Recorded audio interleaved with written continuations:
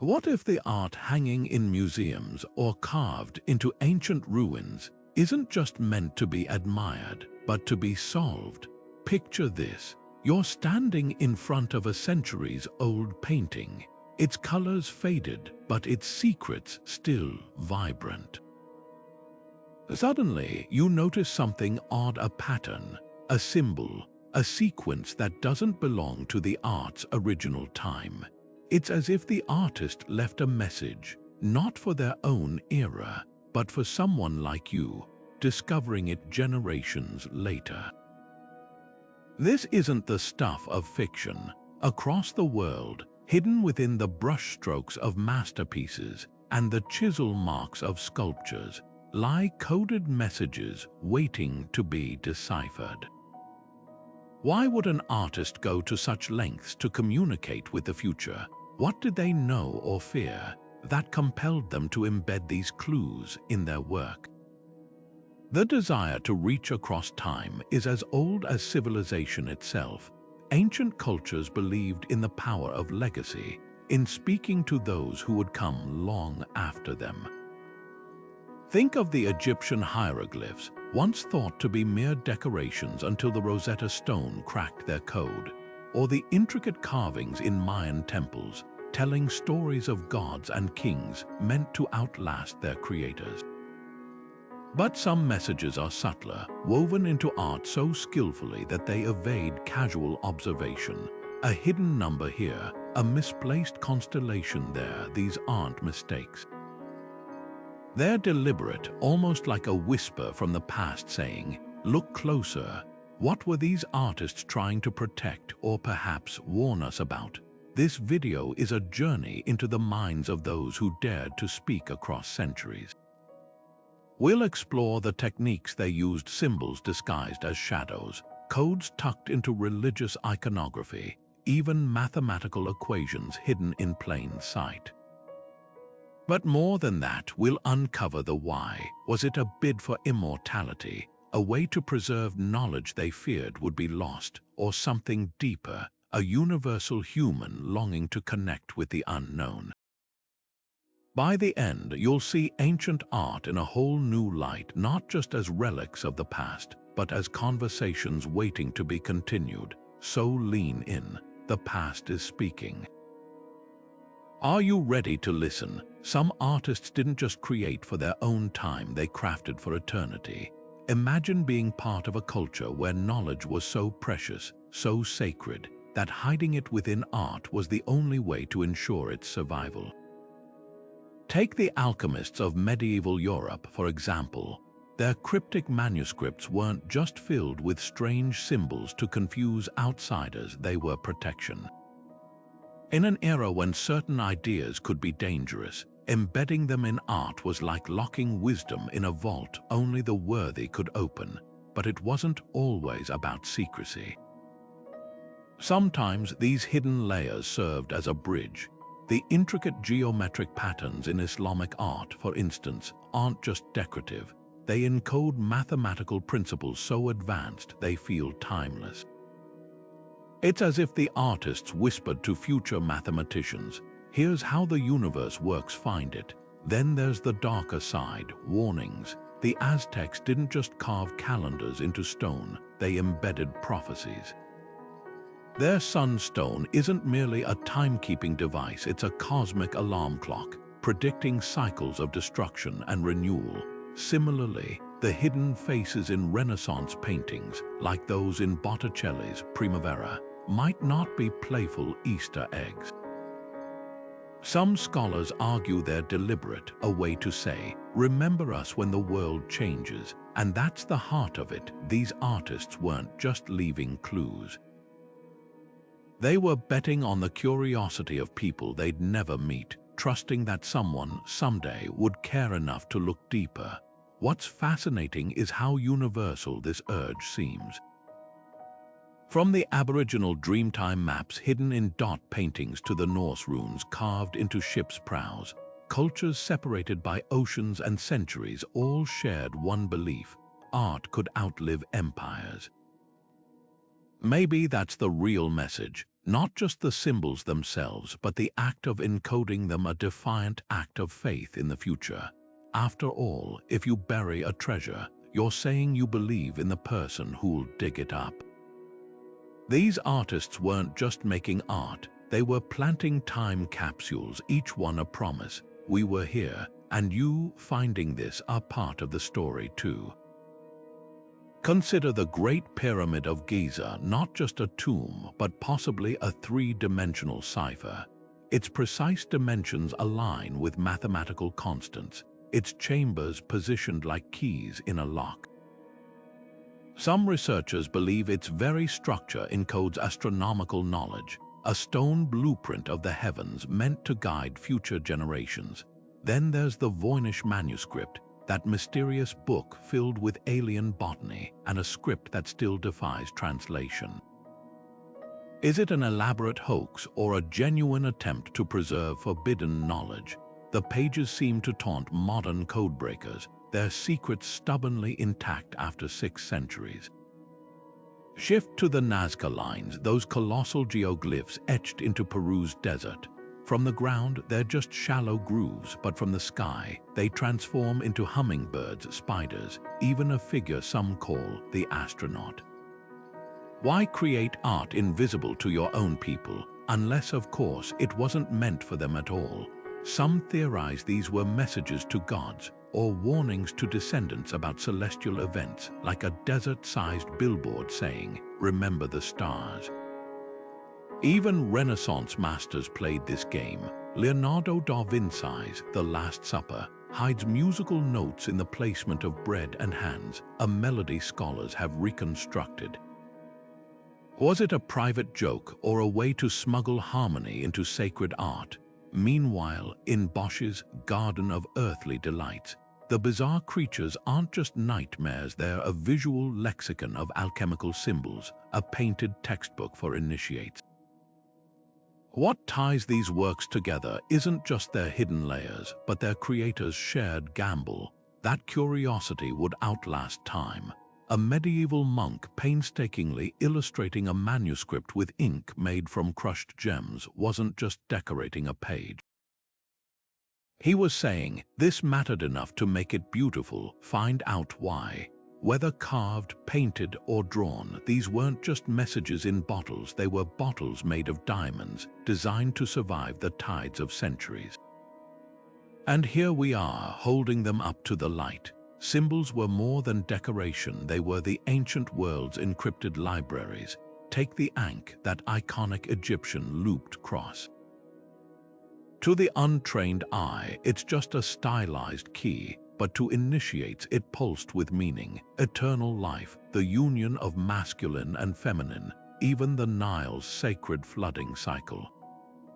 This wasn't mere artistry, it was a multidimensional language. Similarly, the Ouroboros, that serpent devouring its own tail, wasn't just a striking image. Alchemists saw in it the philosopher's stone's secret, the idea that destruction and creation are one endless loop. These symbols weren't passive, they were active puzzles, demanding the viewer's participation to unlock their truths. Labyrinths tell an even more fascinating story. Unlike mazes meant to confuse, the single-path labyrinths of Crete and medieval cathedrals were spiritual roadmaps. Walking their twists wasn't about getting lost, it was about finding yourself. The very act of tracing the path mirrored the soul's journey toward enlightenment. What's remarkable is how these symbols transcended geography. The spiral, whether in Celtic knots or Native American petroglyphs, kept appearing across unconnected cultures. Was this coincidence or proof that certain truths are universal? But why go to such lengths to hide meaning? In an age when knowledge was power, sometimes dangerous power symbols acted as gatekeepers. The rose windows of Gothic cathedrals didn't just filter sunlight.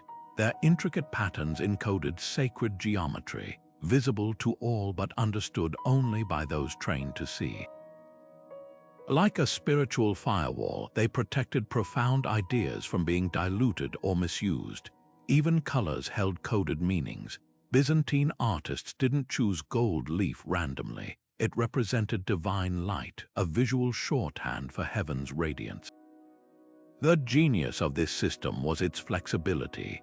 A single symbol could hold layers of interpretation, adapting as knowledge evolved. The lotus in Eastern art isn't just a flower, it's rebirth rising from mud, the unfolding of consciousness, even a metaphor for the universe's expansion. These weren't static images but living ideas, designed to reveal new meanings as the seeker grew wiser. Perhaps that's the real message behind these ancient codes. True understanding isn't given, it's earned. And the artists knew some secrets are too precious to be left unguarded. Mathematics wasn't just a tool for ancient artists, it was their secret language. Look closely at the Parthenon's columns, and you'll find the golden ratio etched into every curve, the same proportion that governs spiraling galaxies and the human ear. This wasn't accidental harmony. The Greeks were embedding universal truths into stone, as if to say, beauty follows rules, here's the proof. Even more striking are the pyramids of Giza, their sides aligning with true north with precision that rivals modern engineering. But the real marvel, their layout mirrors Orion's belt, not as it appeared when they were built, but as it would have looked thousands of years earlier. Were the architects pointing to a lost epoch, or leaving a celestial breadcrumb trail for astronomers of the future? The heavens weren't just observed, they were woven into art. The Nazca spider geoglyph, for instance, isn't just a desert doodle. Its legs map the constellation Orion, but with a twist. The proportions match the star group's position during the winter solstice. A giant agricultural calendar, perhaps, or a reminder that the sky and earth were once seen as one living system. Meanwhile, in Angkor Wat, the entire temple complex aligns with the spring equinox sunrise, its corridors becoming a stone sundial that still marks the seasons centuries later.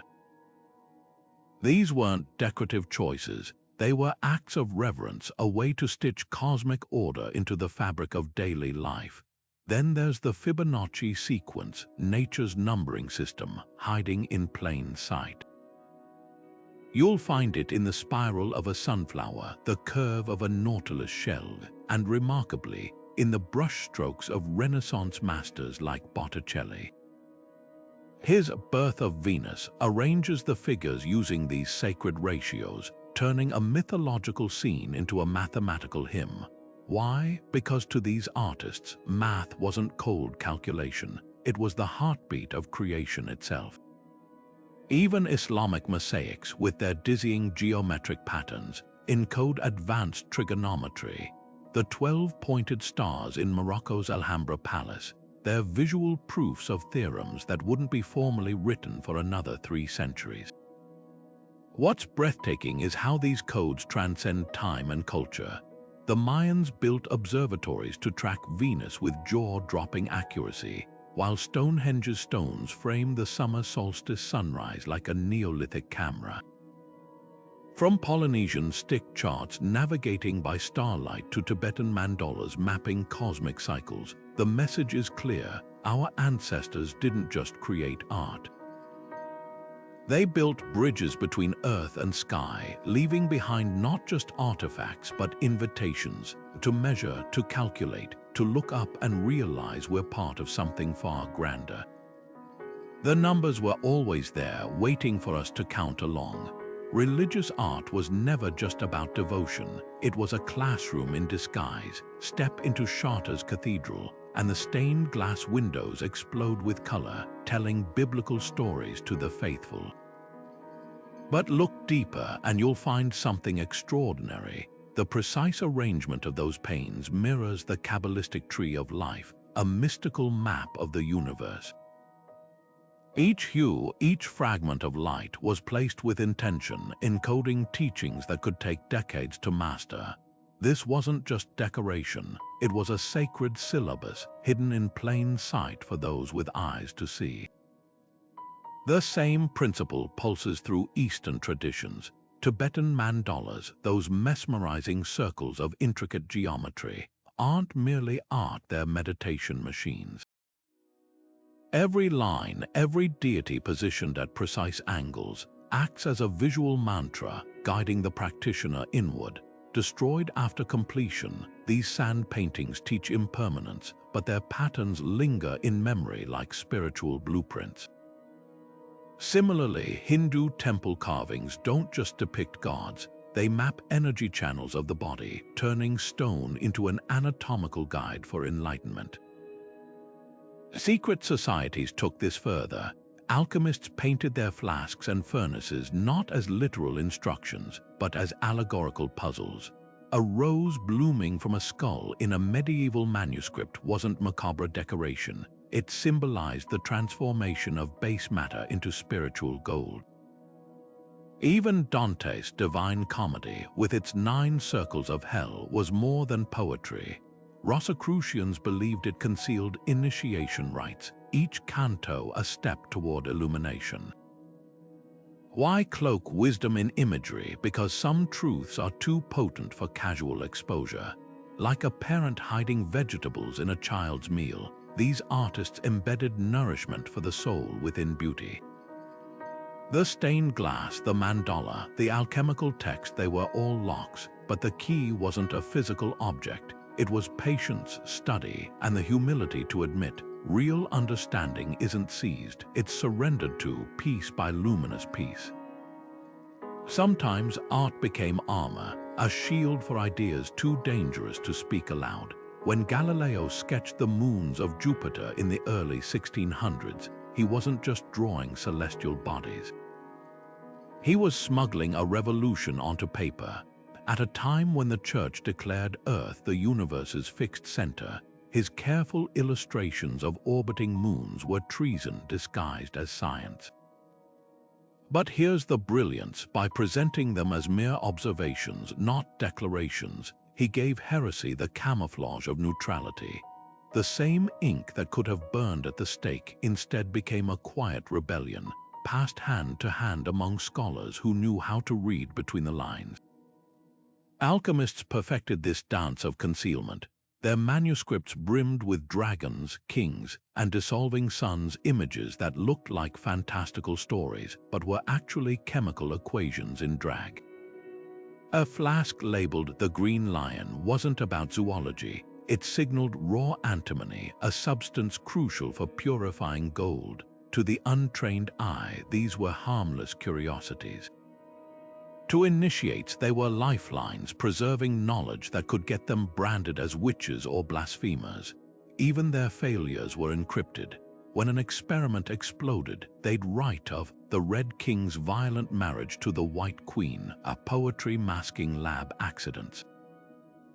This wasn't just about survival, it was about legacy. Consider the Voynich Manuscript again, its pages a riot of unreadable script and impossible plants. Some theorize it's a coded herbal, preserving remedies the Church deemed pagan. Others see a desperate attempt to save women's healing knowledge from the witch hunts. Either way, the message is clear. When ideas are hunted, art becomes their underground railroad. The most striking examples emerge from oppressive regimes. In Soviet Russia, composers like Shostakovich wove dissonance into symphonies, their jarring notes a sonic protest against censorship. On the surface, state-approved music. Beneath, a scream. Similarly, Tibetan monks created sand mandalas knowing invaders might destroy them because the act of creation itself was the lesson. The impermanence wasn't failure, it was the point. What all these artists shared was a radical faith. That truth, once embedded in beauty, becomes indestructible. A painting could be burned, a book banned, a sculpture smashed, but the idea, like a seed in concrete, would wait centuries for the right conditions to sprout.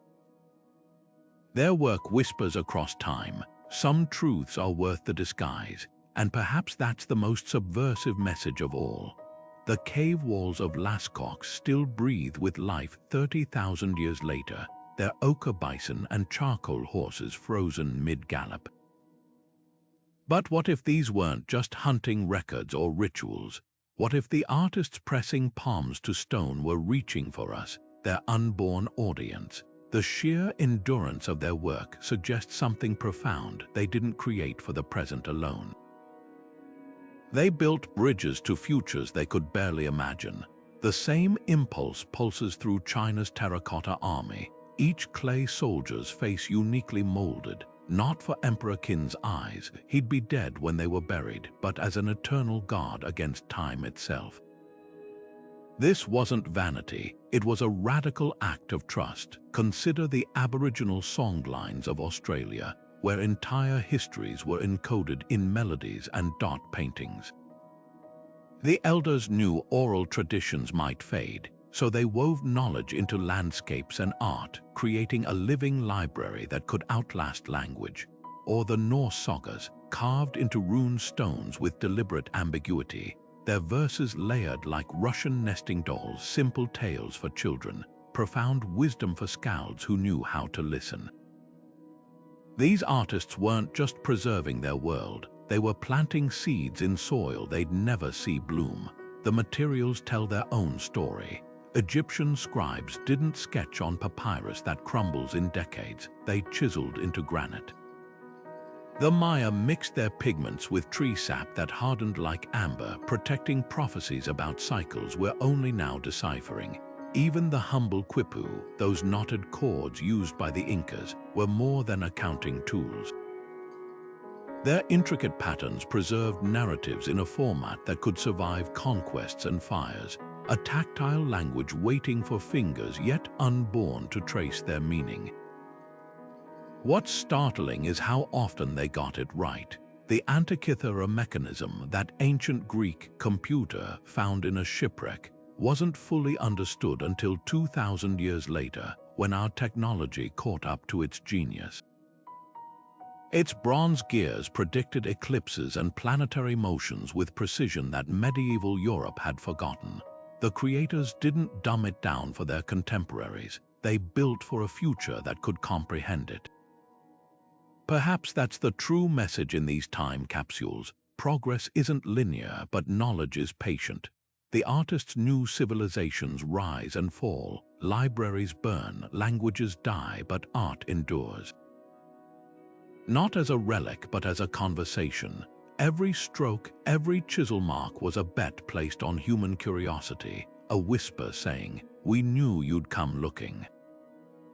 And here we are, millennia later, holding up their work to the light, turning it like a key in a lock we're only beginning to recognize. Imagine standing in a torch-lit chamber, your footsteps echoing as you approach a fresco shimmering with gold leaf. The figures seem ordinary at first, saints, scholars, perhaps a scene from mythology, but the elders watching you aren't interested in what you see, they're waiting to discover what you understand. This was the power of initiation art, a visual riddle where perception meant passage. The Eleusinian mysteries, Greece's most sacred rites, wrapped their teachings in layers of symbolism. Participants didn't just view the sacred objects, they underwent a transformation by decoding them. A simple sheaf of wheat displayed during the rituals wasn't agricultural trivia.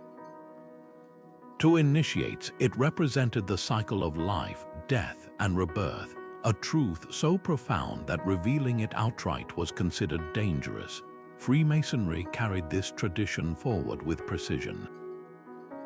Their tracing boards, adorned with compasses and squares, appear to be simple architectural drafts, but to an apprentice progressing toward mastery, each line and angle held philosophical weight.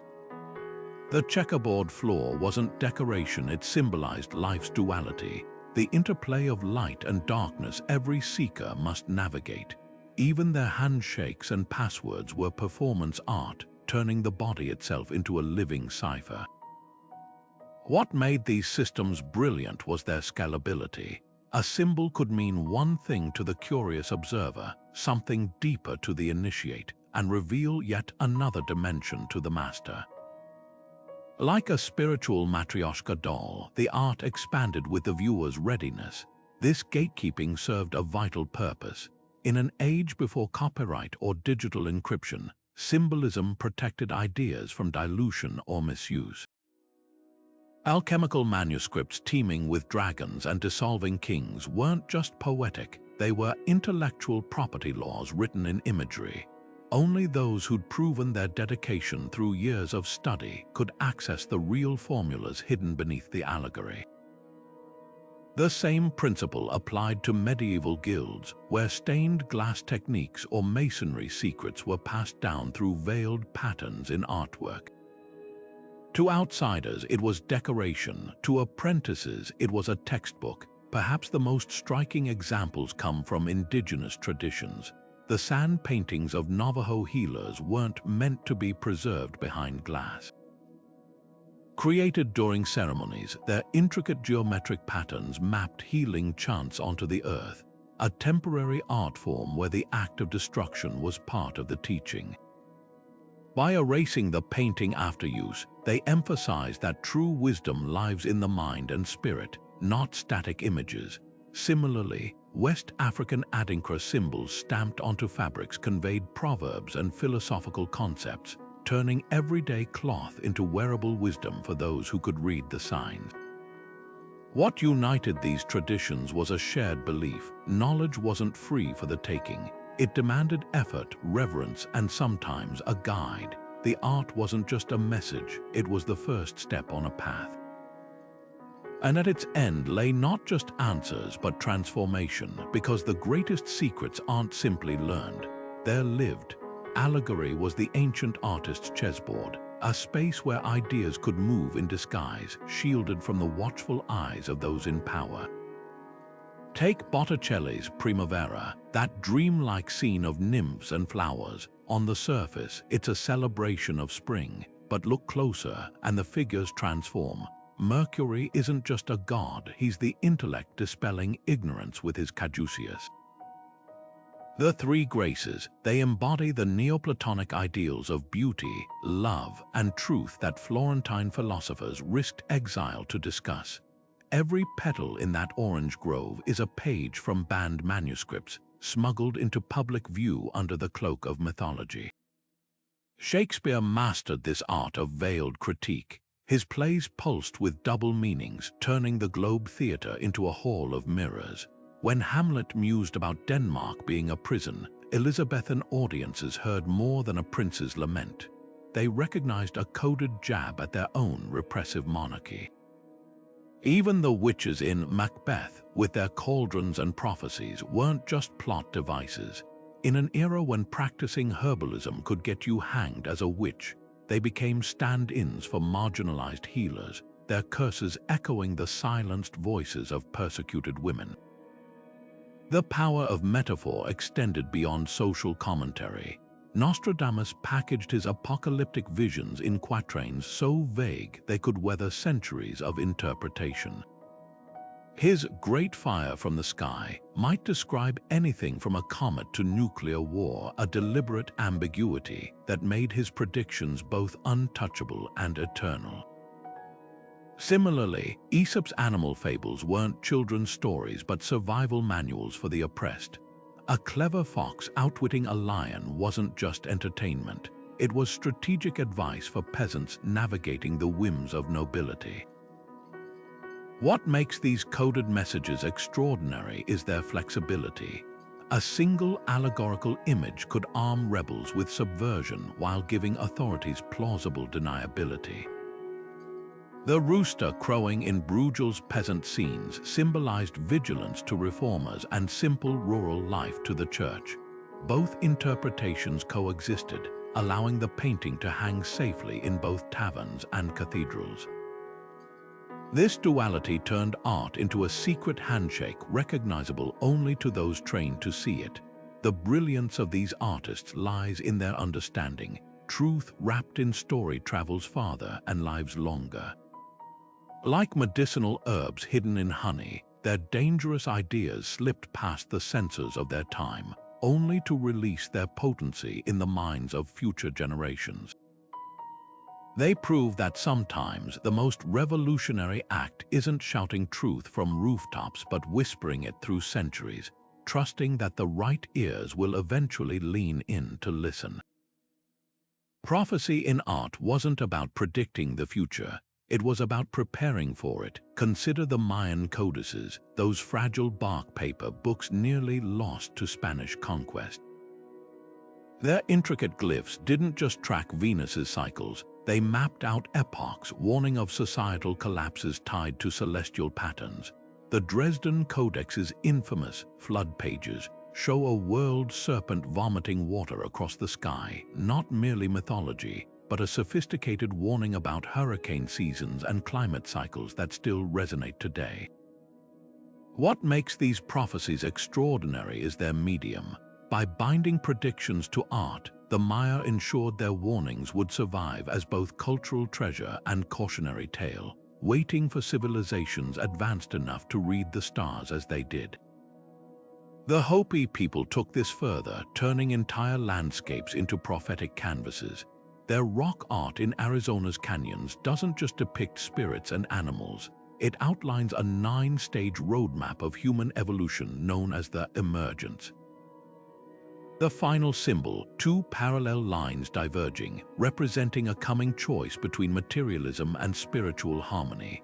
Elders insist these petroglyphs weren't meant for their own time, but for ours, an era where that crossroads feels uncomfortably real. By encoding their vision in stone, they created a message that couldn't be burned like a book or silenced like a speaker. Even Renaissance Europe played this long game. Michelangelo's Sistine Chapel ceiling hides more than biblical scenes. Its constellations mirror the sky on specific dates, some aligning with apocalyptic predictions from the Book of Revelation. The Delphic Sibyl's scroll bears a Latin phrase meaning, "The earth will be soaked with blood," positioned directly beneath a panel showing humanity's creation. Was this coincidence or a painter's silent commentary on the violence of his age? And ours, the genius lies in the ambiguity. Like Nostradamus's quatrains, these artistic prophecies thrive on interpretation, allowing each generation to see its own reflection in the symbols. This tradition reveals a profound truth about human nature. We've always sensed our stories don't end with us. Whether carved into cliff faces or concealed in frescoes, these messages across time share one unshakable faith that someone, someday, would need them enough to look. Anamorphic distortion turned art into a puzzle only solvable from one perfect angle. Hans Holbein the Younger's The Ambassadors hides a grinning skull stretched unnaturally across the foreground, invisible when viewed head-on, but snapping into focus when seen from the side. This wasn't just a party trick. In an era where mortality loomed large, the sudden appearance of a death's head forced viewers to confront life's fragility, but only if they took the time to shift perspective. Similarly, Renaissance architects designed hidden anamorphic frescoes in palaces, where elongated figures would only resolve into coherent images when viewed from specific vantage points, often the ruler's throne. These visual Easter eggs rewarded the observant while reminding others that truth reveals itself selectively. Leonardo da Vinci took concealment further with his mirrored script. Writing backward wasn't merely a quirk, it was a practical cipher. In an age where notebooks circulated among apprentices and patrons, his reversed handwriting acted as a personal encryption system. Only those holding the pages up to a mirror could read his anatomical sketches and flying machine designs, protecting revolutionary ideas from casual theft. But there's a deeper layer. Some scholars believe the mirroring reflected his fascination with opposites light and shadow, creation and decay, embedding philosophy into the very act of writing. Medieval scribes perfected steganography, hiding messages in plain sight. A beautifully illuminated Bible might conceal heretical texts within the flourishes of capital letters, or encode mathematical constants in the spacing of psalms. The Voynich Manuscript's unreadable script may represent the ultimate example. Its alien alphabet could be a cipher, a lost language, or even an elaborate mental exercise designed to strengthen memory. What's certain is that these weren't random scribbles. The care taken in crafting each strange character suggests deliberate concealment, like a treasure map where X marks a spot we've yet to find. Even pigments held secrets. Artists ground lapis lazuli into ultramarine blue not just for its brilliance, but because the precious stones signaled divine importance in religious works. But some went further, mixing plant-based inks that faded over time, revealing secondary images, a crucifixion scene giving way to a resurrection, or a saint's face transforming into a skull. These vanishing acts weren't defects. They were meditations on impermanence, visible only to those who returned to the artwork years later. The most ingenious codes relied on shared knowledge. Alchemical symbols like the Ouroboros or green lion acted as a visual shorthand among initiates. To outsiders, they were decorative flourishes. To adepts, they outlined entire chemical processes. A distillation technique might be represented by a king dissolving in liquid gold, his crown rising purified from the steam. This symbolic language created a parallel education system, preserving dangerous knowledge through imagery that authorities dismissed as superstition. What unites these techniques is their dual nature. They conceal while revealing, protect while transmitting. Like a flower that only releases its scent at certain hours, these artworks choose their audience across time. The real mastery wasn't just in hiding the message, but in ensuring it would eventually be found by those persistent enough to look beyond the surface. At the heart of every hidden symbol lies a primal human urge, the need to be understood, but only by the right minds. Think of childhood games where whispering a secret made it more precious, or the irresistible pull of a locked box begging to be opened. Ancient artists harnessed this same psychology, turning their work into interactive experiences that rewarded patience and insight. The act of encoding wasn't just practical, it was deeply emotional. By burying truths beneath layers of imagery, they created a sacred bond between creator and discoverer, a silent pact that said, "This is for you if you prove you're ready." Fear played an equally powerful role. In eras when libraries burned and conquerors erased cultures, art became a vault.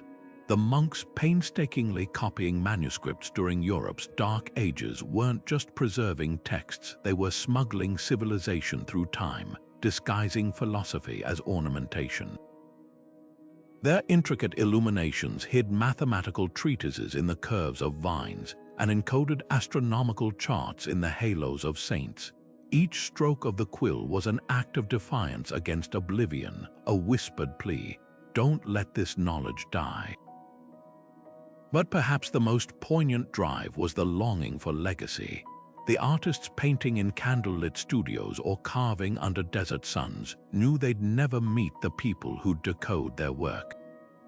Yet they labored over every detail, trusting in the curiosity of strangers centuries away. It's the same impulse that makes us carve initials into trees or seal time capsules, the hope that someone someday will care that we existed. The Lascaux cave painters didn't just depict bison, they left handprints saying, "I was here." Their art was a bridge thrown across the abyss of time, built on faith that hands would one day reach back.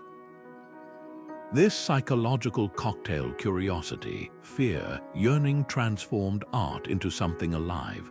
A fresco isn't just pigment on plaster. When it hides a Fibonacci sequence, it becomes a conversation.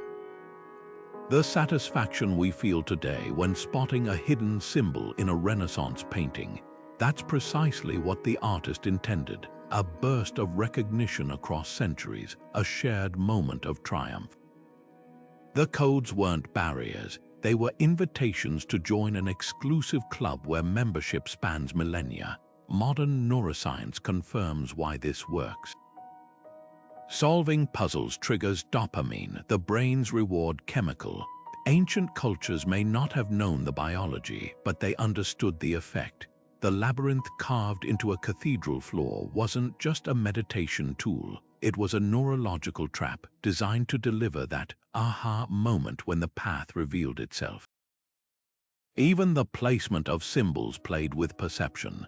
Egyptian hieroglyphs hidden in plain sight exploited peripheral vision tricks, ensuring casual observers saw decoration while initiates spotted the message. What's astonishing is how universal this language of concealment became. From Tibetan mandalas destroyed after creation to Native American winter counts painted on buffalo hides, cultures separated by continents and centuries all arrived at the same solution: wrap truth in beauty and it will survive. The artist's gamble wasn't just that their work would endure, but that human nature wouldn't change, that curiosity would always outweigh complacency, and the thrill of discovery would forever be worth the chase. This legacy lives on in today's digital age. The urge to embed Easter eggs in software code or hide messages in album artwork proves we're still playing the same game. When a programmer tucks their name into a video game's secret level, or a filmmaker hides clues about their next project in a movie's background, they're part of an unbroken chain stretching back to those first cave painters. The medium changes, but the message remains. Look closer, I left something for you. And in that moment of connection across time, the artist's deepest hope is fulfilled, not just to be remembered, but to be known. Art became the ultimate time capsule for cultures determined to outlast the erasures of time. Take the Aboriginal dot paintings of Australia. What appears as simple patterns to the untrained eye is actually a sophisticated cartography of knowledge. Each cluster of dots maps sacred sites, water sources, or ancestral journeys, while the spaces between them hold song lines, oral histories sung into existence over 40,000 years. These weren't just decorations, they were survival manuals. When British colonization threatened to sever indigenous Australians from their land, the paintings became covert archives, preserving navigation routes and seasonal food cycles in a language only initiates could decode.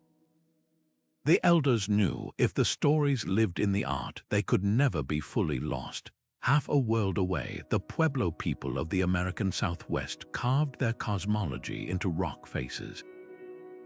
Petroglyphs of spirals aren't mere doodles, they chart solstice alignments, their curves marking where sunlight would strike on the longest day of the year.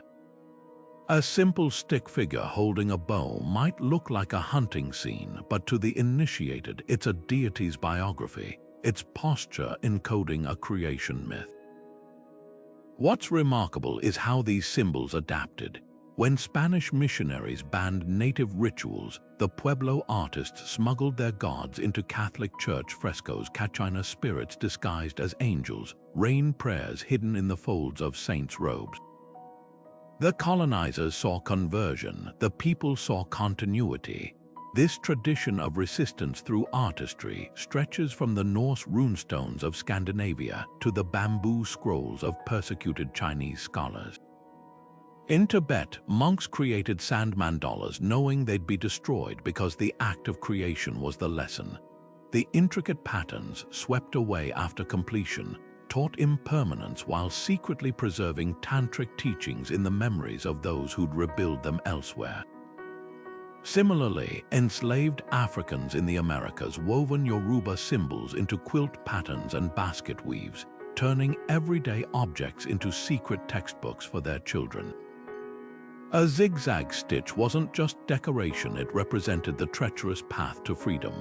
The genius of these systems lies in their layered meanings.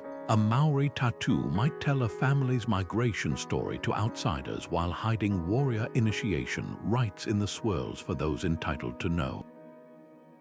Inuit bone carvings of seals often double as star maps, their flippers pointing to constellations used for navigation. This duality made the art bulletproof: destroy one meaning and the other survives. What unites these traditions is a profound understanding. Culture isn't just taught, it's embedded. Like seeds carried by the wind, these coded messages found fertile ground in the minds of descendants who'd never met their creators. The artist's new languages fade and empires crumble, but a symbol, once understood, becomes immortal.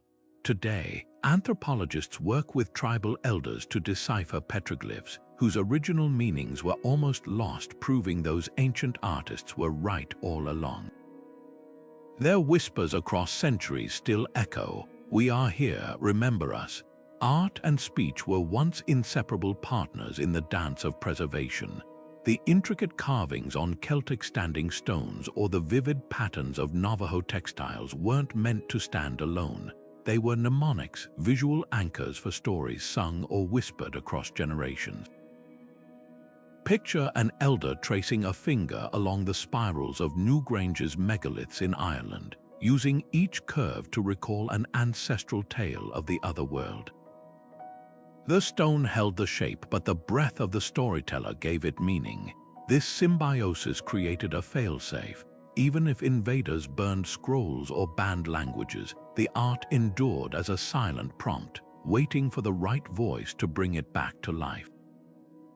The Aboriginal concept of dreaming illustrates this perfectly. Their dot paintings map sacred sites, but the true knowledge, the songs that describe waterholes, animal migrations, and celestial events, was passed orally.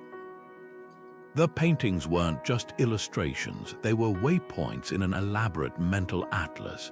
When colonial policies disrupted these oral traditions, the dots became enigmatic. Yet modern elders, piecing together fragments of song and artifact, have begun reactivating this knowledge, proof that the art was designed with redundancy, like a seed that only sprouts when touched by both light and water. Ancient Greece's mystery schools took a similar approach. Initiates studying the Eleusinian frescoes didn't just see Persephone's descent into the underworld, they heard hymns explaining how her journey mirrored the soul's cyclical rebirth. The paintings were prompts, their symbols triggering memorized verses that unpacked deeper truths. When Christianity suppressed these rites, the art remained, its layered meanings collapsing into simple myth. Only now are scholars realizing that phrases like "the ear of grain shone in silence" weren't poetic flourishes, but references to initiation rituals where sight, sound, and touch converge to convey wisdom. This interplay between seen and spoken knowledge reveals a profound design principle: ephemerality as protection. The Maori Tomoko facial tattoos follow sacred patterns, but the chants explaining their lineage were reserved for trusted ears. Viking runestones bore enigmatic inscriptions, while the full sagas lived in the Skald's memories. By splitting meaning between permanent art and perishable speech, cultures ensured their core truths could only be fully accessed by those deeply embedded in the tradition, a knowledge firewall against cultural appropriation or dilution. The fragility of this system also speaks to its urgency. Tibetan monks still create sand mandalas accompanied by whispered mantras, the art destroyed after completion to emphasize that true understanding lives beyond physical forms. Similarly, Native American winter counts, pictographic calendars on buffalo hides, were useless without the historians who could read them aloud, each symbol a doorway to years of communal memory. When smallpox decimated these keepers in the 1800s, countless hides became beautiful but silent witnesses to histories we'll never fully recover. Yet sometimes fragments survive in unexpected ways. The intricate knotwork in Celtic illuminated manuscripts like the Book of Kells wasn't just decorative.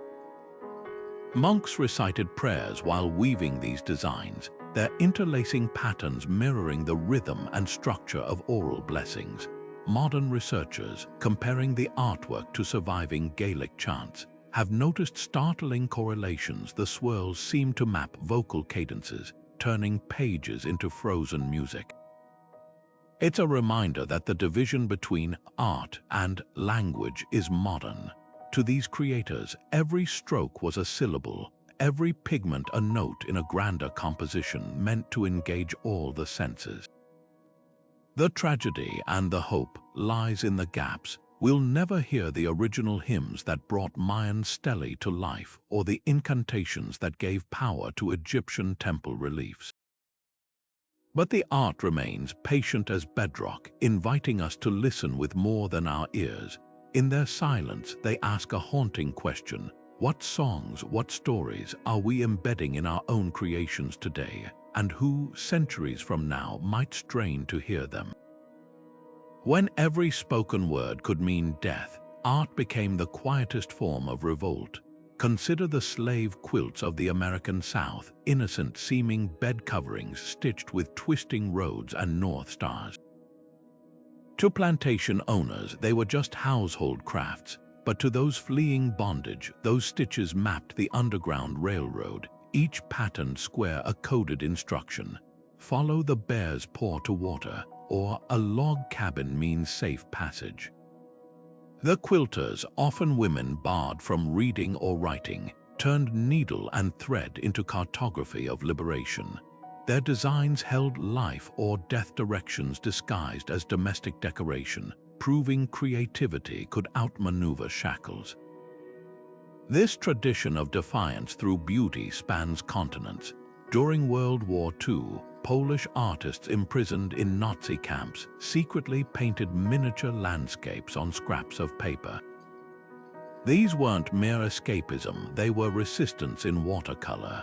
A deceptively serene countryside scene might hide the coordinates of ammunition depots in the brushstrokes of trees, or troop movements in the cloud shadows. Even the act of creating them was rebellion. With art supplies banned, painters used crushed bricks for red pigment and mixed ink from stolen medicine. Each surviving piece is a testament to the human spirit's refusal to be erased. In apartheid South Africa, beadwork became another covert language. Zulu women wove intricate patterns into ceremonial garments, their colorful geometries conveying messages about police raids and safe houses. To authorities, they were traditional crafts. To the resistance, they were lifelines, a vibrant semaphore system where a blue triangle might warn of informants, or a zigzag pattern signal an impending raid. The very medium protected the message, dismissing women's work as apolitical. Oppressors overlooked the intelligence hidden in plain sight. Perhaps the most poignant examples emerge from the Jewish ghettos of Eastern Europe. Children's drawings recovered from Lodz and their scenes show butterflies, playgrounds, and sunlit houses, images starkly at odds with their surroundings. But look closer, the butterfly wings might outline escape routes, the hopscotch grids mark smuggling paths, the cheerful sun's rays indicate curfew times. These young artists facing unimaginable darkness weaponized hope itself. Their crayons became tools of psychological resistance, asserting that even in the bleakest circumstances, the mind could sketch a freer world. What unites these acts of creative defiance is their dual power. The quilts, the beadwork, the clandestine paintings, they didn't just transmit information. They preserved dignity. When every other form of expression was policed, art became the last unchecked frontier of thought. A brushstroke could smuggle truth past censors. A quilt square could whisper rebellion to those who knew how to listen. And in doing so, these artists achieved something revolutionary. They turned oppression's blind spots into sanctuaries, proving that even silence, when crafted skillfully, can roar across generations. The Rosetta Stone cracked Egypt's hieroglyphs open like a vault, but countless other symbol systems still guard their secrets. Take the Indus Valley script, etched onto 4,000-year-old seals, over 400 distinct characters, but no bilingual key to unlock them. Scholars have proposed links to Dravidian languages, even Sanskrit, yet the symbols resist translation, their messages about trade, worship, or daily life frozen in silence. Then there's Rongo Rongo, the enigmatic glyphs of Easter Island. Carved into wooden tablets with shark teeth, these angular marks resemble birdmen and celestial bodies, but their narratives remain just out of reach. Were they genealogies, creation myths, a warning about the island's ecological collapse? Without a Rosetta equivalent, we're left with tantalizing fragments of a lost conversation. What makes these untranslated scripts so electrifying is their potential to shatter historical assumptions. Linear A, the script of Crete's Minoan civilization, predates Greek by centuries. If deciphered, it could rewrite the origins of European literacy, revealing whether these palace dwellers were recording taxes, hymns, or perhaps the first written accounts of the Minotaur legend. Similarly, the Vinca symbols from the Balkans' 6,000-year-old marks on pottery might push the invention of writing back earlier than Mesopotamia's cuneiform. But without context, they hover between proto-writing and full language, a reminder that decoding requires more than just matching symbols to sounds. It demands understanding the minds that created them. Some codes defy categorization entirely. The Phaistos disk, a clay circle stamped with spiraling symbols, has been called the world's oldest printed text. Yet its 45 unique pictographs from helmeted heads to bees appear nowhere else in Minoan culture. Is it a prayer, a board game? The alien theories abound, but serious linguists suspect it may be a syllabary from a vanished migrant group, their language erased by time. Even more haunting are the Cherokee syllabaries, ghost characters. Sequoia, the script's creator, included symbols that don't correspond to any Cherokee sounds, possibly as a secret code or as placeholders for sounds he anticipated future generations might need. The greatest tragedy isn't just the loss of words, but of worldviews. The Aztec codices burned by Spanish missionaries held more than histories. They were living databases of ecology, astronomy, and medicine. Surviving fragments hint at color-coded calendars predicting weather patterns and herbal remedies modern science is only now verifying. Similarly, the Ensabidi symbols of West Africa, once used by secret societies, encoded legal concepts and spiritual teachings in fluid, dance-like glyphs.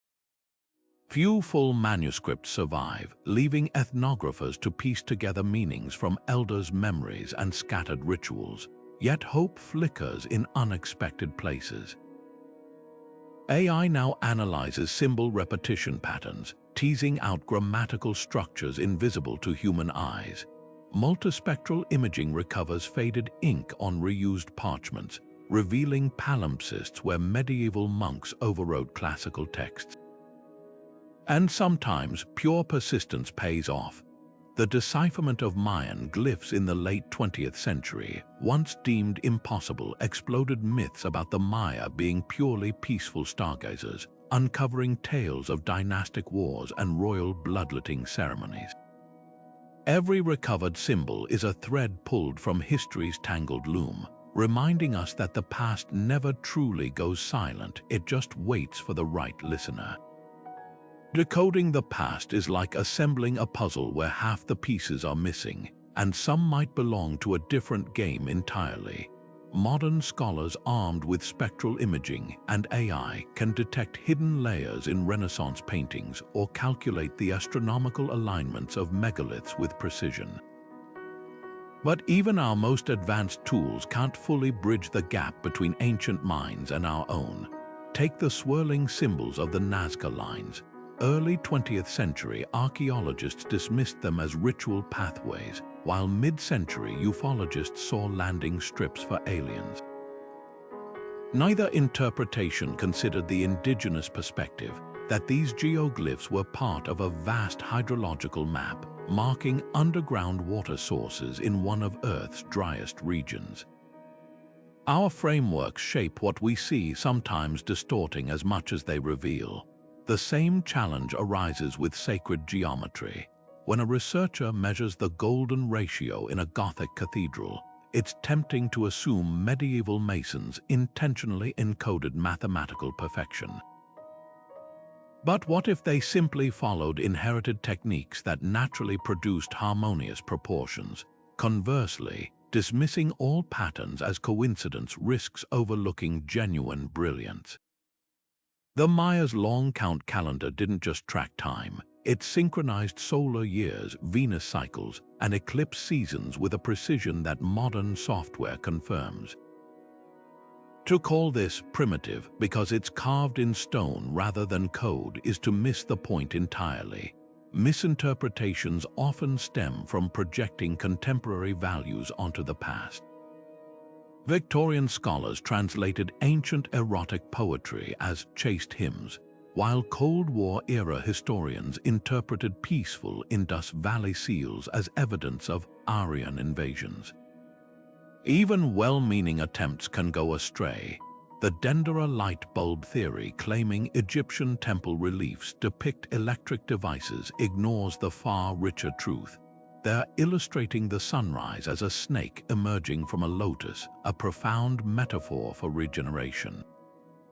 When we reduce symbolism to literal machinery, we lose the poetry.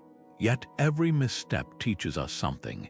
The 18th century obsession with finding biblical parallels in Egyptian hieroglyphs led to dead ends, but also spurred the comparative studies that eventually cracked the code. Similarly, New Age claims about crystal skulls may be debunked, but they've drawn attention to authentic Mesoamerican lapidary arts showing incredible technical skill. The line between insight and imposition is thin, but each generation's attempts, flawed or not, add another layer to the conversation. What saves us from total misreading is cross-cultural collaboration. When Maori elders work with linguists to reactivate the meaning behind their ancestors' carvings, or when Dogon astronomers share their oral traditions with astrophysicists, we get closer to the original intent. The Parthenon's frieze isn't just Greek art to the Acropolis's gods, it's their great-great-grandfather's legacy, carrying nuances no textbook captures.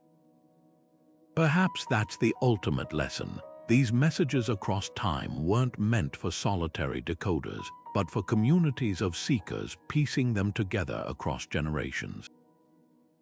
The artist's hand may have lifted the chisel centuries ago, but the conversation they started is still unfolding, one careful, humble interpretation at a time. Modern technology has become the ultimate time traveler's toolkit, peeling back layers of history with tools our ancestors couldn't have dreamed of. Take multispectral imaging, a technique that's like giving art historians X-ray vision. When restorers applied it to Da Vinci's The Last Supper, they uncovered a startling detail. Jesus's feet, painted over during a 17th century doorway installation, still existed beneath the plaster. But it's not just about recovering lost brushstrokes. In the Vatican's archives, this same technology recently revealed hidden underdrawings in Raphael's sketches, showing how the artist radically reworked compositions before settling on final versions. Suddenly, we're not just seeing masterpieces, we're witnessing the creative struggle behind them. Artificial intelligence is cracking codes that stumped generations of linguists. The Mayan glyphs, once considered indecipherable, are now yielding their secrets thanks to machine learning algorithms trained on patterns across hundreds of inscriptions. These systems don't just translate, they detect subtle variations in symbol usage that hint at regional dialects or evolving religious practices. A breakthrough came when AI noticed that certain glyph clusters appeared exclusively near water sources, leading researchers to identify previously unknown terms for sacred springs. Similarly, neural networks analyzing the Voynich Manuscript have identified linguistic structures suggesting it's not a hoax, but likely encodes a genuine unknown language or elaborate cipher. Even humble tools are achieving the extraordinary. reflectance transformation imaging (RTI), which captures objects under varying light angles, has transformed how we read worn inscriptions. A Roman tombstone dismissed as blank for centuries suddenly revealed its epitaph under RTI scrutiny, the ghostly grooves of letters memorializing a soldier's name and battles. Meanwhile, in Egypt, 3D photogrammetry recreates damaged hieroglyphs digitally, allowing experts to restore missing fragments without touching the originals. The real magic happens when these technologies converge. At the British Library, researchers combined spectral imaging with AI to reconstruct erased texts in medieval palimpsests manuscripts where monks scraped away older writing to reuse parchment. One such page, when digitally peeled apart, exposed a 7th century medical text by Galen that had been overwritten with psalms. The recovered passage contained forgotten surgical techniques, proving that technology doesn't just reveal art, it can recover lost knowledge. But with great power comes new dilemmas. When algorithms fill in damaged sections of artworks or suggest translations for untested glyphs, how much is discovery versus invention? Scholars debate whether digitally recreating a faded fresco's colors risks creating a new artwork altogether. And as machine learning accelerates decipherment, some worry we're prioritizing speed over deep cultural understanding, like reading a poem by analyzing its grammar but missing its metaphors. Yet for all its complexity, this technological revolution shares something profound with the ancient artists themselves.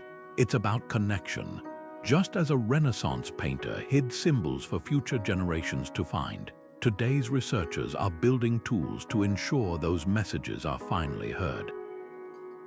The circle feels almost poetic. Centuries after creators encoded their wisdom in art, we've created our own codes to unlock theirs. The conversation across time continues, now with pixels and algorithms as our interpreters. Unlocking ancient codes isn't just a technical challenge, it's a moral tightrope. Picture this: a team of researchers hovers over a 2,000-year-old indigenous petroglyph, their scanners humming as they map every groove. To them, it's a puzzle begging to be solved, but to the descendants of the artists, it's a living testament, a sacred text never meant for outsider eyes. This collision of curiosity and reverence forces us to ask, does every secret owe its revelation to the future, or do some truths belong solely to the cultures that birthed them? Native communities have long sounded the alarm. The Navajo Nation, for instance, fiercely protects the symbolism in their sand paintings, not because they lack generosity, but because certain knowledge carries responsibility. These artworks aren't just images, they're vessels for healing rituals, their power intertwined with the context of their creation. When outsiders publish detailed analyses of these designs, it's not just academic, it's a violation of spiritual copyright. Similar tensions simmer around Australian Aboriginal songlines, where sacred geography encoded in dot paintings risks exploitation when divorced from ceremonial guidance. The argument isn't against sharing culture, but against stripping it of its sacred scaffolding. Yet archaeologists counter that sunlight is the best preservative. The decipherment of Egyptian hieroglyphs didn't just satisfy curiosity, it resurrected an entire civilization's voice, gifting humanity lost philosophy, medicine, and poetry. When the Maya glyphs were cracked, they revealed sophisticated astronomy that shattered colonial myths about primitive cultures. Transparency, scholars argue, is how we correct historical erasure. But here's the nuance. Egypt's last hieroglyph carvers died millennia ago, while many indigenous artists' descendants still guard their legacy. The difference between reviving a silenced culture and overriding a living one is vast. The legal landscape reflects this tension. UNESCO conventions now require indigenous consent for studying sacred sites, yet enforcement lags. In one notorious case, a university team digitally scanned a Hopi Kachina mask for preservation, only to face outrage when the files circulated online, turning a sacred object into a downloadable souvenir. Meanwhile, auction houses still sell coded Maori carvings with no provenance, severing them from the oral traditions that give them meaning. These aren't just academic debates, they're battles over who controls narrative sovereignty. Perhaps the solution lies in redefining what decoding means. The Cherokee Nation offers a compelling model. When Sequoia's original syllabary was adapted for modern use, elders worked with linguists to protect ceremonial symbols. Some glyphs remain exclusive to tribal healers, while others are taught in schools. This tiered approach honors both preservation and privacy. Similarly, some museums now display native artworks with labels written by the communities themselves, allowing them to decide how much or how little to explain. At its heart, this dilemma asks us to confront why we seek these codes. Is it to dominate the past or to converse with it? The artists who hid messages in their work weren't just thinking about discovery, they were thinking about relationship. A Greek vase might whisper its secrets gladly, while a Pueblo pottery design might insist on silence. True respect means learning to listen for the difference. The urge to hide messages in art didn't vanish with ancient civilizations, it evolved. Walk through any modern city, and you'll find Banksy's stenciled rats and satirical murals whispering subversive critiques of power structures. Their anonymity a direct descendant of medieval artists signing their work with hidden symbols. Or step into a contemporary gallery where QR codes embedded in sculptures invite smartphones to unlock digital layers, video, sound, even augmented reality, transforming static objects into living conversations. This isn't just innovation, it's the same old human magic repackaged for the digital age. Today's artists borrow from the same playbook as their ancient counterparts, just with new tools. Consider the Mona Lisa's modern counterpart, the next Rembrandt, created by AI analyzing hundreds of the Dutch master's works. This algorithm-generated portrait mimics his brushstrokes so precisely, it feels like a message from the past. See. Even now, you're still trying to decode me. Meanwhile, digital artists like Beeple hide cryptocurrency wallets in their NFTs, embedding literal treasure hunts in blockchain art. The medium changes, but the game stays the same: art as a puzzle, a provocation, a hand reaching across time. Even mass media gets in on the act. Film directors plant Easter eggs in movie frames, Stan Lee's cameos, the hidden Mickey Mouse shapes in Disney animations, rewarding attentive viewers with a sense of belonging to an inside joke. Video games like Monument Valley use impossible geometry inspired by M.C. Escher, turning gameplay into a tactile lesson in perceptual illusion. These aren't just gimmicks, they're proof that the human brain craves the thrill of discovery, the dopamine hit of spotting what others overlook. But the most poignant continuity lies in activist art. The AIDS Memorial quilt, with its thousands of fabric panels stitched by grieving hands, carries names and symbols only meaningful to those who knew the lost. Like the slave quilts of the 19th century, it's a communal cipher, public yet intimate, shouting sorrow in a language of quiet stitches. Similarly, Chinese dissident Ai Weiwei's sunflower seeds, a field of millions of hand-painted porcelain seeds, critiques authoritarianism through a metaphor so layered, it slipped past censors, each seed both unique and identical, fragile yet overwhelming in number. What ties these modern examples to ancient symbols isn't just technique, it's intent. Whether it's a Viking rune stone or a graffiti tag, the impulse remains to say something dangerous beautifully, to make the transient endure, to trust that the right eyes will find the message when the time comes.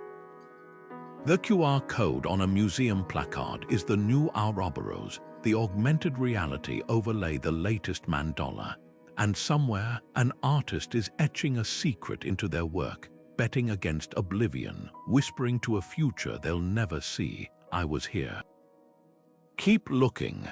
The idea that ancient artists might have received help from beyond our world lingers at the edges of mainstream archaeology, tantalizing and polarizing in equal measure. Look at the Great Pyramid of Giza, its sides aligned to true north with a margin of error thinner than a modern skyscraper's, its dimensions encoding mathematical constants like pi. How, skeptics ask, could a Bronze Age culture achieve such precision without tools we've yet to uncover? Or consider the Dogon people of Mali, whose oral traditions describe Sirius B, a white dwarf star invisible to the naked eye, centuries before telescopes confirmed its existence. These anomalies don't just defy expectations, they seem to crack open the door to possibilities that rewrite human history. Proponents of ancient astronaut theories point to global similarities in art and architecture as potential evidence. The zigzagging patterns in Mesopotamian ziggurats resemble those in Mayan temples, separated by oceans and millennia. The serpent motifs in Aboriginal rock art echo the feathered serpents of Mesoamerica, both cultures depicting celestial beings with uncanny parallels. Even more striking are the so-called helicopter hieroglyphs in Egypt's Temple of Seti carvings that, to some, appear to show futuristic aircraft. Mainstream Egyptologists explain these as palimpsests, where overlapping inscriptions create optical illusions, but for believers, they're snapshots of advanced technology, preserved in stone by artists who witnessed the unimaginable. Yet the controversy isn't just about evidence, it's about perspective. Indigenous scholars argue that labeling their ancestors' achievements as too advanced to be human denies their ingenuity. The Dogon's astronomical knowledge, for instance, might reflect generations of meticulous observation, their oral traditions preserving discoveries that other cultures recorded in writing. Similarly, the pyramid builders left behind not just monuments, but detailed quarry marks and payroll records that hint at sophisticated project management. Dismissing their accomplishments as extraterrestrial gifts risks erasing the very human brilliance behind them. What makes these theories endure isn't necessarily their plausibility, but the questions they force us to confront. If ancient cultures did interact with advanced beings, why encode that knowledge in art rather than proclaim it openly? Perhaps for the same reason alchemists hid formulas in allegory, to protect explosive truths from those who might misuse them. Or maybe the codes we're finding are simply the universal language of curiosity, a shared human urge to map the mysteries of existence. The debate may never be settled, but its value lies in the humility it teaches. Whether the answers point to stars or human hands, the art remains, an eternal invitation to wonder, to doubt, and to keep looking up. The handshake of a Freemason, the rose cross emblem of a Rosicrucian, these weren't just symbols of membership. They were keys to a visual language that shaped centuries of art. When a Renaissance painter like Botticelli included a perfectly proportioned dodecahedron in the birth of Venus, or when architects designed cathedrals with hidden geometric ratios, they weren't just showing off technical skill. They were participating in a clandestine tradition, one where art doubled as a textbook for initiates. Secret societies didn't merely admire beauty, they weaponized it, turning pigments and stone into vessels for ideas too dangerous to speak aloud. Take the allegorical paintings of the Dutch Golden Age. On the surface, they're moralistic scenes of taverns and vanity, but look closer, the playing cards scattered on a table might form a Pythagorean triangle, hinting at mathematical mysteries. A skull half hidden in shadow isn't just a memento mori. It could mark the painting as part of an alchemical initiation, where death symbolized transformation. Even the light falling across a loaf of bread might follow the golden angle found in sunflower seeds, a quiet nod to nature's hidden order. These weren't random choices.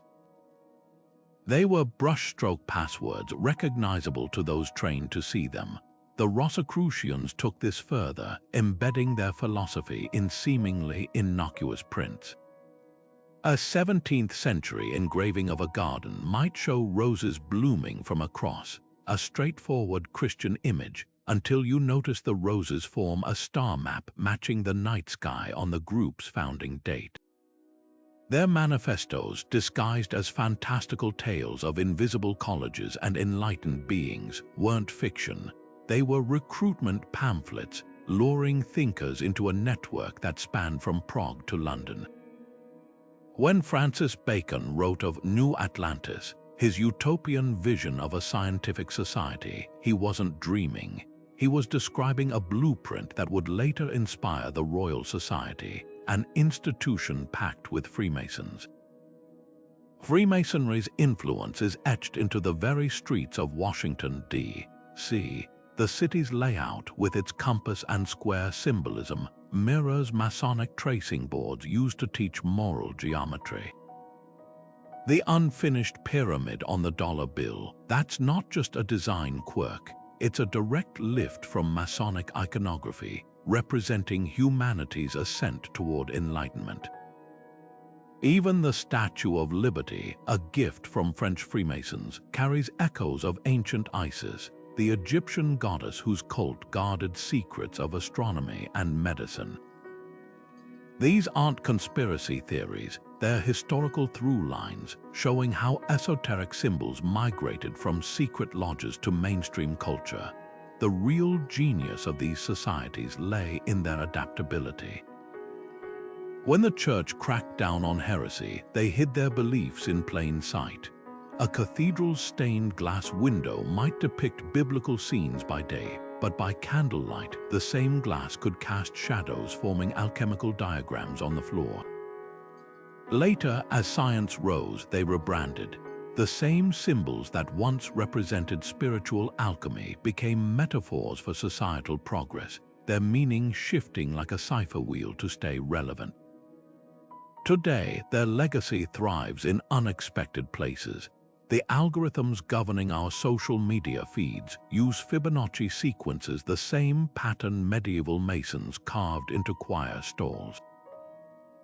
Modern architects still employ sacred geometry, not for mysticism, but because those proportions resonate on a subconscious level.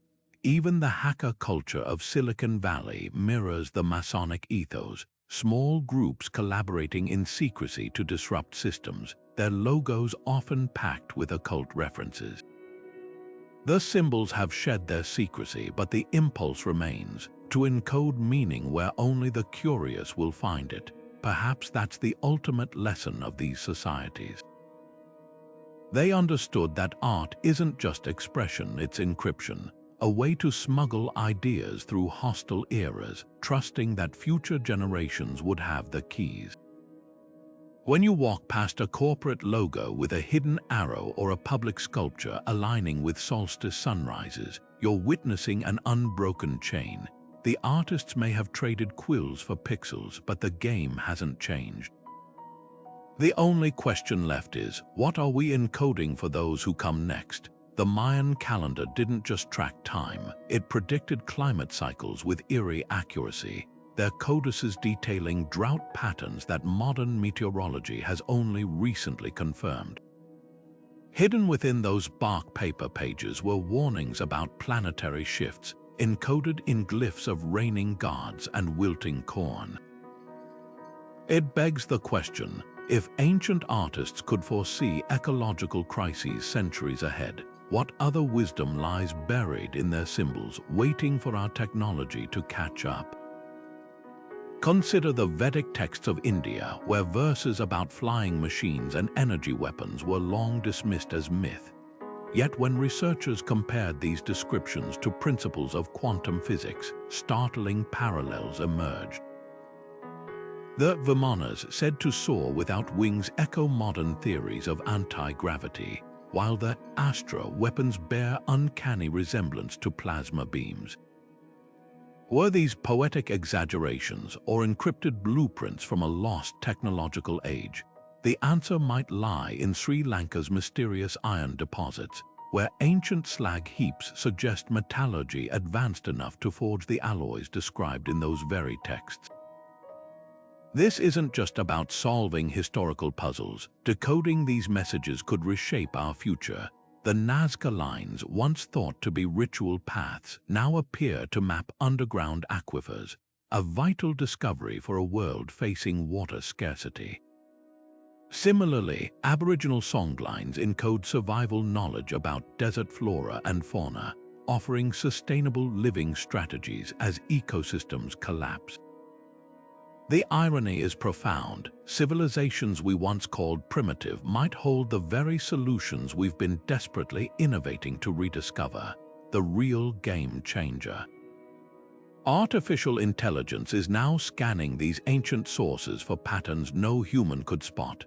Machine learning recently identified a recurring symbol in Egyptian temple carvings that correlates with Nile flood levels, a predictive system modern hydrologists are testing for drought prevention. Meanwhile, linguists using AI to reconstruct lost languages have uncovered medicinal plant references in Babylonian tablets that could inspire new pharmaceuticals. Every decode is like finding a key to a door we didn't know existed, but with each breakthrough comes responsibility. The Dogon tribe's astronomical knowledge was exploited for decades by outsiders seeking alien connections, overshadowing their actual scientific achievements. As we unlock these time capsules, we must ask, are we preserving wisdom or pillaging it? The Hopi prophecy tablets, for instance, contain warnings about societal collapse that resonate today, but their full interpretation remains guarded by elders who believe timing matters. Some truths, they argue, should only emerge when humanity is ready to hear them. The most exciting possibility isn't just recovering lost knowledge, it's discovering that certain messages were meant for this exact moment. The Mayas' Fifth Age calculations pointed to our current era as a pivot point. The Norse rune stones spoke of a twilight when old wisdom would resurface. Even Plato's Atlantis allegory reads differently in an age of rising seas. These weren't arbitrary predictions, they were mile markers left by artists who saw further than their horizons. What keeps archaeologists awake at night isn't the fear that we'll find nothing more, but that we'll find something world-altering. A cipher in the Voynich Manuscript could rewrite botany. A decoded Indus Valley seal might reveal the origins of democracy. Every untouched tomb, every undeciphered scroll is a potential lightning strike to our understanding of history. And perhaps that's the greatest lesson these artists left. The past was never truly past. It was a conversation waiting for us to join. The hidden messages in ancient art are more than historical curiosities. They're a testament to humanity's enduring quest to connect across time. Whether sacred, scientific, or subversive, these codes remind us that art is never just what it seems. As we continue to decode the past, we honor the artists who trusted future generations with their secrets. What messages will we leave for those who come after us? The conversation across millennia is far from over. Think about the cave painters of Lascaux pressing their palms into wet pigment 30,000 years ago. They couldn't have imagined their work would one day be scanned by lasers or studied under ultraviolet light. Yet here we are, peering at those same handprints through the lens of spectral imaging, tracing the contours of fingers long turned to dust. It's a humbling thought. Every brushstroke, every chisel mark was a bet placed on the future, a gamble that someone someday would care enough to look closer. This isn't just about solving puzzles, it's about recognizing the fragility and resilience of human expression.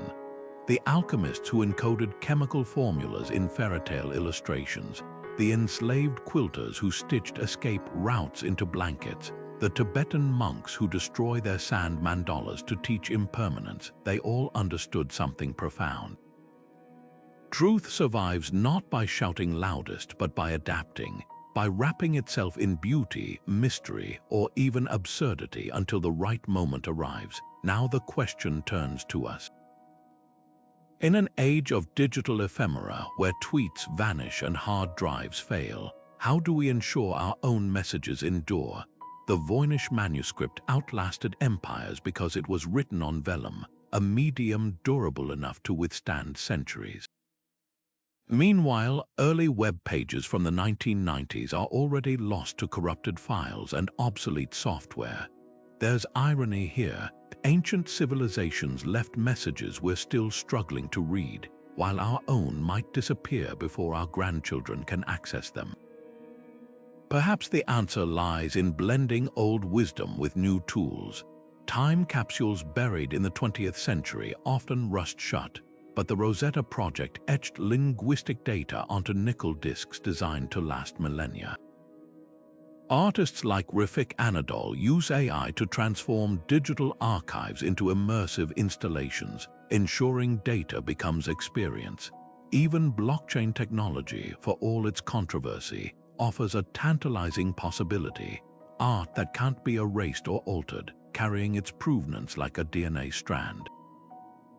But material is only half the battle. The real lesson from ancient artists is about intentionality. They didn't just scatter clues randomly, they crafted layers of meaning, knowing that depth would reward patience. When Banksy shreds his own painting at auction or Marina Abramovic performs in silence for 700 hours, they're playing the same long game, provoking not just immediate reactions, but lingering questions that ripple through time. What's thrilling is how democratized this has become. You don't need to carve stone or mix rare pigments to send messages forward. A teenager coding a secret poem into a video game mod, a gardener planting a tree whose rings will tell climate stories, a parent hiding letters in a child's baby book. These are all acts of faith in the future. The tools have changed, but the impulse remains: to whisper across the abyss of time, trusting that someone will be listening. As we stand before these ancient works, we're not just observers, we're participants. Every time we puzzle over a Mayan glyph or debate the meaning of a Renaissance allegory, we're keeping a promise made centuries ago. The artists trusted us to continue the conversation, to add our voices to theirs. And one day, far in the future, others may uncover our own hidden messages, marveling at what we chose to preserve and what we dared to imagine. The greatest secret these artworks reveal isn't about the past. It's about the unbroken chain of curiosity that binds us to those who came before and those who will follow. The codes were never just meant to be solved. They were meant to remind us we're all temporary custodians of something far larger than ourselves, and the most enduring message of all might be this simple truth: we are not alone in time.